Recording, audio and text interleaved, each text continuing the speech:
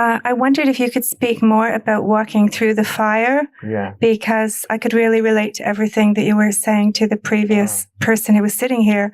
And I just wanted to go a little deeper with that. I'd be more than happy to. Because I've been facing, a lot of very, very deep pain and fear that I didn't even know was there, that's been coming up.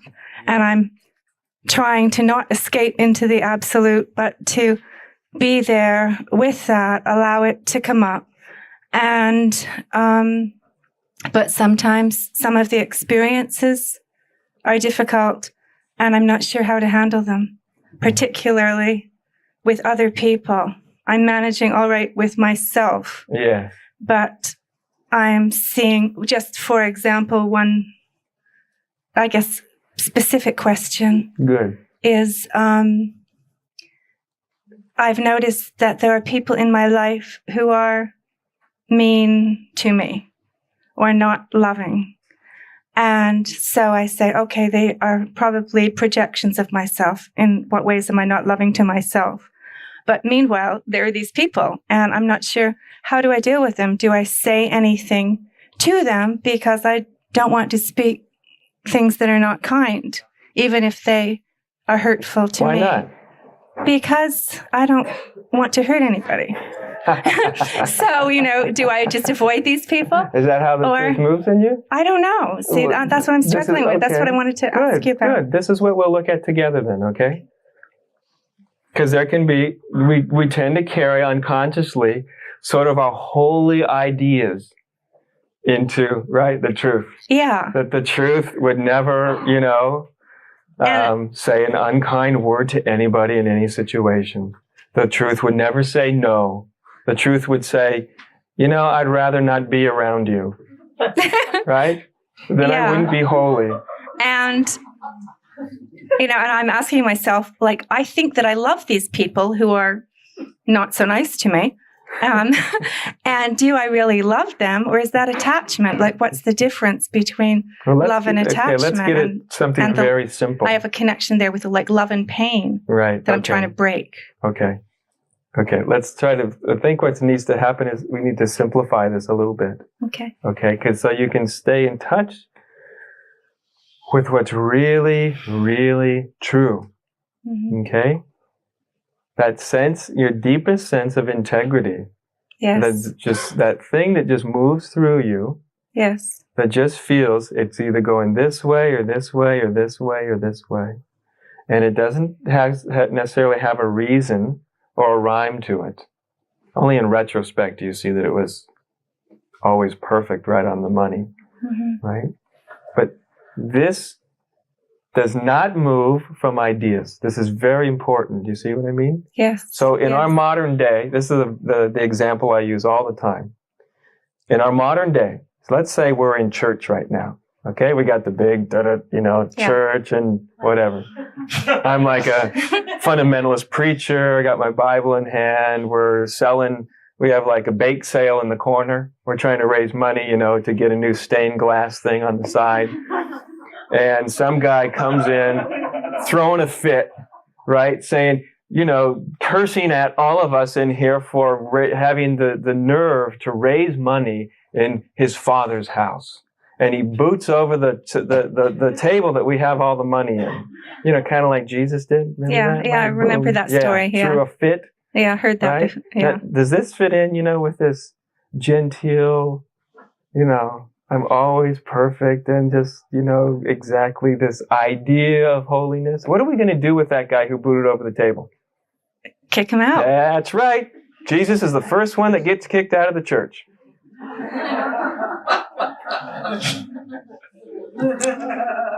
Okay, now I'm bringing this up for a reason, of course, is because we have all these ideas of holiness. Yeah. Including the holiness that we, will put on Jesus, our idea, and yet the reality is truth itself can operate. It does not have standards, right? It can be totally loving and kind.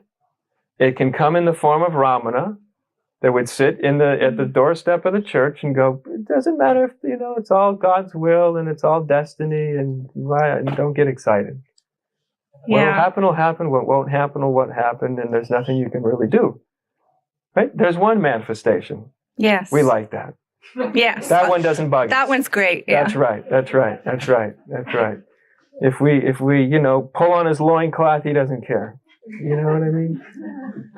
Equanimity. That's right. Under all circumstances. Right. What about the nut that kid's kicking over the money table changer? What about the Son of God? Now, there's truth acting in a bit of a different manner, isn't it? Yeah. A bit of a different manner. There's truth in the form of not only to the money changers, to the government, to the tax collectors. I mean, you know what I mean? This guy was going crazy. Yeah. Tough love. Okay. Now, our mind wants to go which way is the right way. Yes. So that we have a mental concept of how the truth is going to operate. Yeah, an MO. That's right. And it's just not there. The truth can use anything. Anything. So what I'm trying to do is to help you see through your ideas of should and shouldn't. Mm-hmm. So you can get back to your own sense of intuitive inner integrity. How I feel in the moment. That's right. Any preconception of how I should act. Right. That's exactly. Okay. Right. See, I don't waste 2 seconds with somebody that mistreats me. I'm not the kind of people that, yells at people. I'm just the kind of person that kind of goes, I'd rather do, anything but this right now. Yeah. Okay. That's not the right way to be either. That's not the right way. For everything, that's right. That's the way it comes up here. I do not see that the truth in us, the truth is not stupid. We have these ideas that the truth is stupid. It's just peaceful and dumb. Okay. I don't see the truth as peaceful and dumb. I see it as so peaceful, so outside of the conceptual boundaries, that it allows us to really feel. Yeah, I just got it. It's about breaking some really early conditioning not do that, to not follow the heart or not follow my intuition, my inner feeling. Because you know what? Yeah. Sometimes saying no is actually saying yes, even when you say no, because you feel like you've affirmed something that's true. Yes. For you, not for the universe, but for you. And that when that no feels like a yes, because it feels like it's a positive affirmation, even if you're saying no. That's a good indication that it's coming from the truth. When our no feels like this very divided state, where we're pushing another being away and we just want to be done, then we're coming from a divided state. But when the no feels like you're affirming this deep integrity, your heart, that's the yes. Okay, so what if you miss the opportunity? Then you get another one. After the fact. With the same people. Then you get another one. Okay. You get another one. So do you just deal with it in that moment, or do you go back and address whatever you didn't say in the previous I wouldn't situation? even say that. I can't tell you what you should do. I don't know what you should do. Again, that deepest sense of integrity, that's where it's at. We're afraid of that because we're really out there alone, aren't we? I mean, we're out there alone. It's not what society has taught us. It's not what mommy's taught us or daddy's taught us. It's not our conditioning. It's I'm out here alone. And what do I have to go by? And it's the answer out here is nothing out here, only here. And then you feel the insecurity of it. You see, because you realize I was taught not to pay attention to the inside. Yes. Yeah. Right? Yeah, exactly. I was taught that's not good enough. That's not true. That's not right. That doesn't fit in. Right? Yeah. Can you feel though in your heart that's really all you got? Yes. And it's not only for you when it's true. It's not only for you, that you find that this truth inside actually is returning the gift. So the other person there gets to have their experience. So if they are, whatever their experience is, they are totally allowed to have it. But it doesn't mean from here that we just sit here like a doorknob, right, and wait for somebody to twist us. Right? So it's us, and it's also here, because ultimately it's all one anyway. We can't give it to ourselves and then go, you don't get to have yours. You got to have my truth. It doesn't work that way. Yeah. And you have to go there. That's right. You got to go there. You have to go there. And when we go there,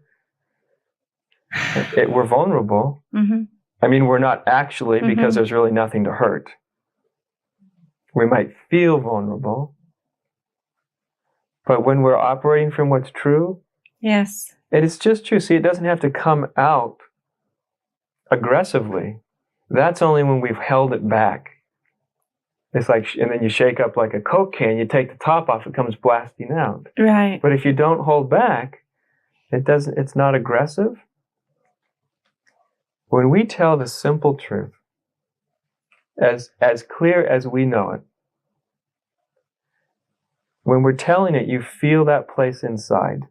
And this is a question mark. I don't mean to be telling you how it is. This should all be a question mark for you. No, I have the same experience. Good. Of course. We feel that place inside that that really doesn't care if that truth is understood or agreed with. Its only intention is to move, just to present itself. It's to walk or speak in integrity, to walk in your integrity. If it's ego, I want my integrity to be understood and I want it to be agreed with. That's ego. When it's really hurtful, it's just for its own sake. If it's understood, great. If it's not, great. If it's rejected, it's okay. If it's agreed with, it's great. You feel that. But we give up something that's very vital to our minds. Just see for yourself, what do we give up when you tell the truth? Now, I'm not talking about absolute truth, because there's nothing to tell in the absolute truth. When we tell how that absolute's coming out through here, we give up a prized commodity to our mind. Control. It's because if I tell you the truth, I have no hidden cards. I have nothing that I can manipulate you with. I just put it all out on the table to be accepted or rejected. And we all know that anytime the truth has got out there, it has an effect. It's a very powerful thing that nobody can predict. Exactly. Have you ever told the truth in a relationship that you hadn't told it in for a long time? Yes. And then it has this effect you could never have really totally predicted? The whole effect? Or controlled? It had a pretty bad effect. I didn't say it always has a good effect. And I kind of expected that it would. I hoped that it would not. Of course. Yeah. That's your humanity. Yeah. But when it's there, we can't control it anymore. We can't control the other human being. And again, the only way we can do this with great consistency is if we're coming from the heart of our being. Our mind, forget it. It'll do it sometimes. Most of the time it won't. Yeah. So we have to speak without any concern for the outcome, really. Just from the heart. Feel that place where there isn't concern for the outcome. There's a lot of fear about speaking the truth. I know there is. And the only way you get over it is you start doing it. And let the chips fall where they may. That's right. That's right. I mean... And I guess if you lose friends because you speak the truth, you're not losing anything of great value. That's right. Yeah. That's right. Okay. What, do we want to be surrounded by people we have to lie to? I guess that's what I'm used to. Yeah. That's what I grew up with. I understand that. Yeah. Right. Of course, even if we lose somebody, Or maybe, they're still of great value. They just don't belong with us. Everybody's of great value. maybe actually it was people who lied to me rather than people I had to lie to. Yeah. So it can be a readjustment of life, of relationships, of everything when we just start to move from the truth. And you will encounter your fear. Yeah. And then you'll have the opportunity to meet that very deeply. Yes. Very deeply. I have been. Good. Not just in regard to the speaking the truth, but yes, it's been coming up across the board. I'm not surprised. I'm not surprised. But as soon as you start to just move from that integrity, you'll be amazed. You'll be afraid at the beginning, and then you'll start to see through doing it. You'll start to see what happens in your life, and it just will amaze you. Wow. We think it's going to be this absolute disaster, as if the worst thing that could happen to my life is that I become truthful. I always thought that I was, but I've been realizing to what extent I've held back from speaking the truth. Yes. I wasn't speaking lies, but I was just holding back from speaking the truth. Right. I understand. Right. And to do so sometimes is to support a lie by omission. Yes, to do so is always supporting the lie by omission. Yeah. Okay, thank you. That's part of the undivided life, isn't it? It's realizing the truth and then being the truth. And if we're not doing that, then we will always feel some division. Yes. Some fear. Yeah, and there's a fear that when I do, I'll shatter a glass house, You might. Yeah. I'm not going to lie to you. You might. You might lose a few friends. You might lose a lover or two. I don't know. You might. And anybody that says you won't is lying. You just don't know. I can tell you this, though, that in comparison to a life of half-truths, a life of truth, I mean, that's bliss. That's bliss. A whole life, a whole truth, and you're with beings that you can tell the truth and they can tell the truth to you. And what more could we ever want? Sounds very liberating. It's totally liberating. Yeah. Yes. Yes. Yes. It's just being what you are. It's just being what you are. So I guess that's a form of enlightenment. Being what you are is enlightenment. Being your no-thingness, that's enlightenment. Yeah. I'm glad you came up. Thank you. Thank you very much.